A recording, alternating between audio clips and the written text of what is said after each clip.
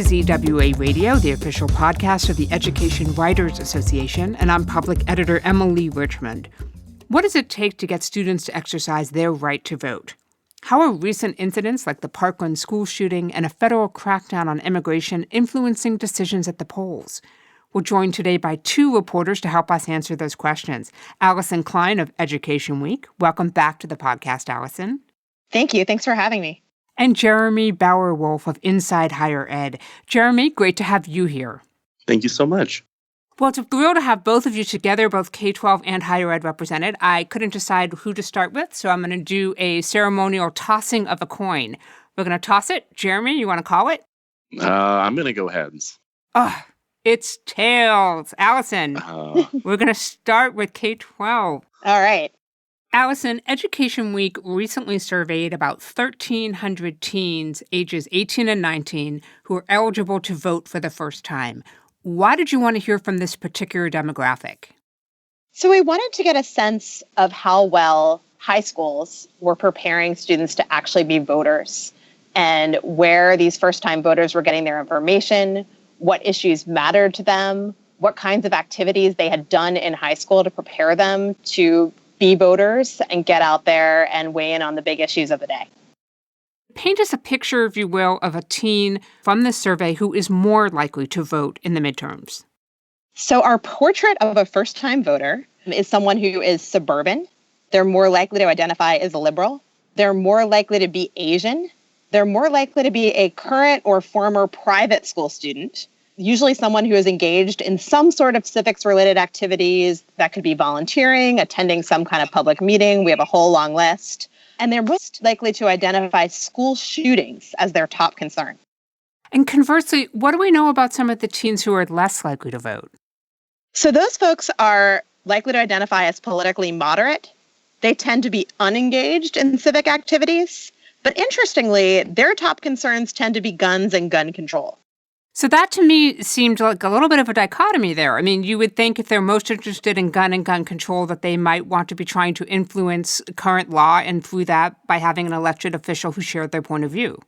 You would think that. And it's also interesting because the folks who are most likely to vote identify school shootings as their top concern. So obviously both groups, both voters and non-voters, are thinking about gun control, but the voters are the ones who are actually out there doing something about it. And just to clarify, some of these students may share some of these different characteristics, correct? It wasn't necessarily a ranking. That is correct. And also, we don't know necessarily how they feel about gun control or school shootings. It could be that they are motivated by gun control because they don't want to restrict gun rights, or it could be because that they are motivated by gun control because they do want to. We didn't ask that. Well, one of the interesting questions I thought was, where are students getting their information that might be shaping their opinions on candidates or policies? What topped that list? So family was actually the biggest influence, with about 40% of teens saying that was kind of the number one factor for them. That's followed by TV news, and then YouTube, candidates' websites, school, Google, friends. All of that was at a little over 30%. Just over a quarter of the respondents have newspapers and news websites as most influential. That makes us less influential than Instagram, and almost as influential as Facebook and Snapchat. So I did know that among this age bracket that things like Facebook were not particularly popular. I mean, I know a lot of young people in this age bracket who don't even have Facebook pages. I will say I was surprised by how many of them said they were influenced by TV news. I was too, and it was actually really interesting talking to some of the students. One girl I talked to is a big fan of CNN. She watches that all the time.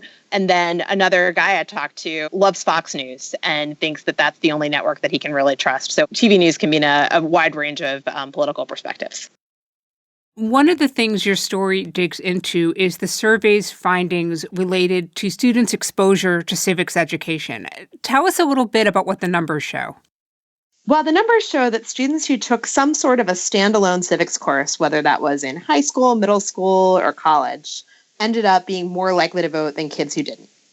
And the students that you talked to who were all over the country, they had some strong feelings about this, about what they had learned and how it had shaped their policies and even their civic engagement. Yes, one student I talked to said that she really didn't understand a lot of the offices and positions and even the issues on her ballot. And she really felt like her civics education classes or social studies classes just hadn't really prepared her to be a voter. Another student I talked to said that she never really got a chance to debate with other students who might have different viewpoints than hers, or have to try to defend a viewpoint that she didn't necessarily agree with. And she thinks that that could really help the country to kind of see both sides of issues. I thought some of the comments in your story from the students were really thoughtful and useful, and it was almost like a Yelp review of civics education. And I'm wondering, are educators paying attention to this? Well, I know educators that I've talked to, because we did a survey of principals actually back over the summer, and their thoughts on civics education said that they don't think that there's been enough in their schools, and that civics is getting really squeezed out by reading and math. And they also said that they think kind of a lack of civics education, a lack of understanding about what it means to be an American, what facts are, how to read news, is contributing to the partisan environment in our country. Let's talk about the Trump effect for a moment. It's hard to avoid that topic when we're talking about elections and federal influence. How big is it for young voters? So nearly 2/3 of young voters say he and his administration had at least some influence on their vote, and 40% say it was a significant factor.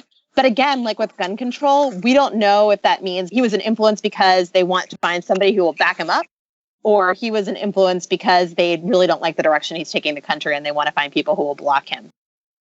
We're talking with reporters Alyson Klein of Education Week and Jeremy Bauer-Wolf of Inside Higher Ed about the youth vote. Don't miss an episode of EWA Radio. You never have to. You can find us on your favorite podcast app. And please take a moment to rate us on iTunes. Your support and feedback will help us grow. I want to mention that some of you have been rating us on iTunes. We see you and we thank you. Jeremy, I want to turn to your reporting now. You looked at a new report which found students are more interested in joining campus groups that are based on issues rather than those that might be specifically aligned to Democrats or Republicans. Tell us a little bit more about what you found. Yeah, so I wrote about a recent study, and it was a period over 5 academic years where this tech company studied about almost 100,000 student organizations.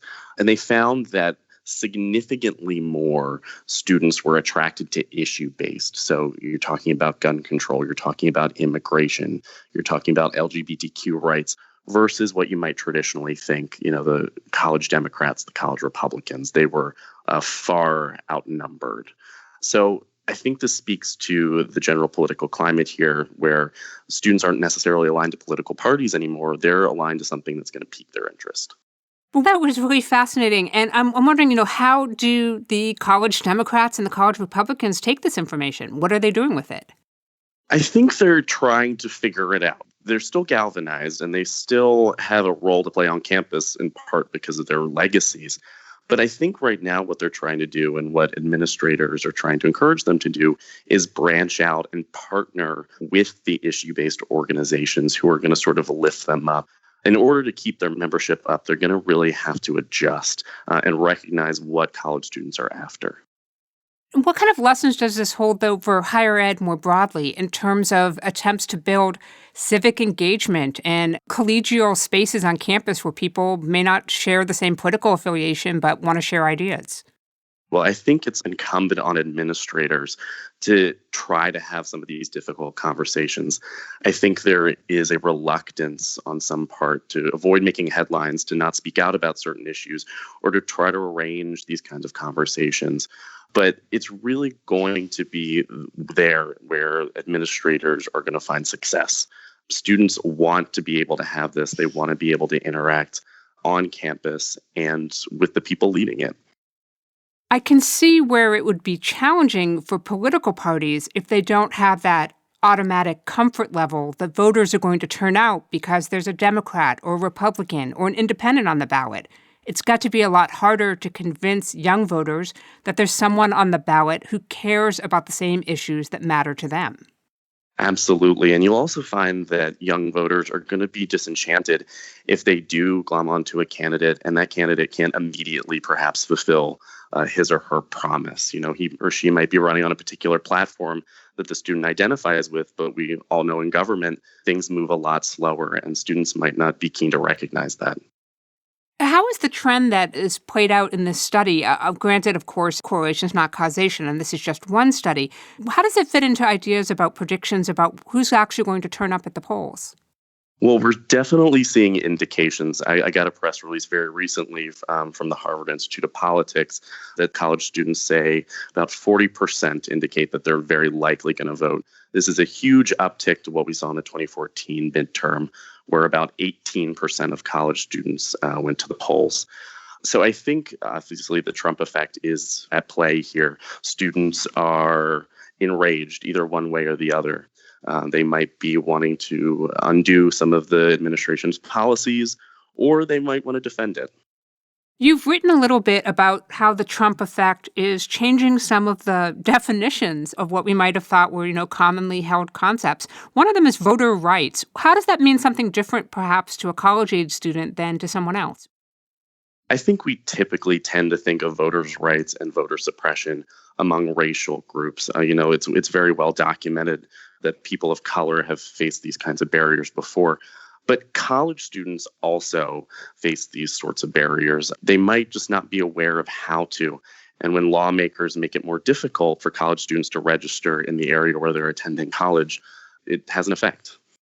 You've also been writing, of course, about how in some areas politicians and policymakers are actually trying to restrict the youth vote versus make it easier for them to get out there. Where are you finding this? Oh, very much so. Most recently, I think we can point to New Hampshire. The governor there signed a law in July basically saying that you have to be a full-time resident to be able to vote. And for college students, where it's already confusing for them how they're able to vote, adding more steps is just going to deplete the numbers of people who are going to the polls. So you also have college students who might be poor and who might not be able to pay for instance, re-registering their car, getting a new ID. It makes it very difficult. There's another piece of reporting on the youth vote that's been getting a lot of attention. New York Magazine spoke with 12 young people, all of whom said they plan to stay home from the midterms. And a lot of them sounded really disenchanted with the political process. Did you encounter that sentiment among students you were talking to?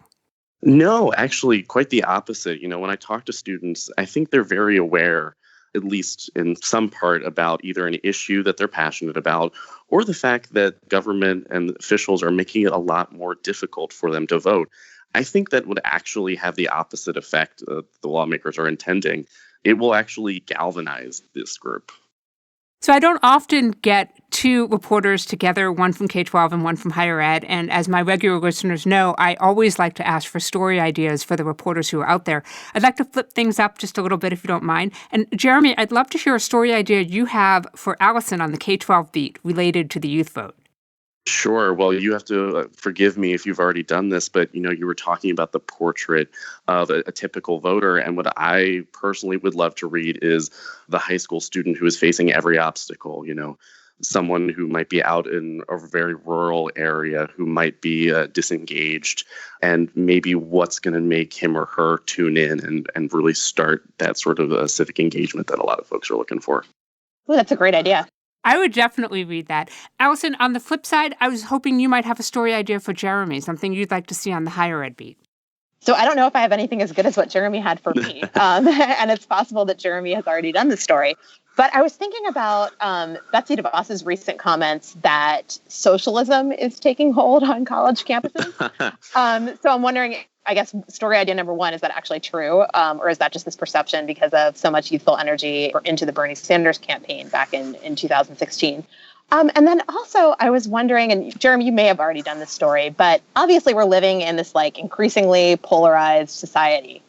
And I'm wondering how that has impacted college campuses, if the atmosphere has just, between different political groups there, become nastier and nastier, and how it's even impacted the sourcing for some college papers.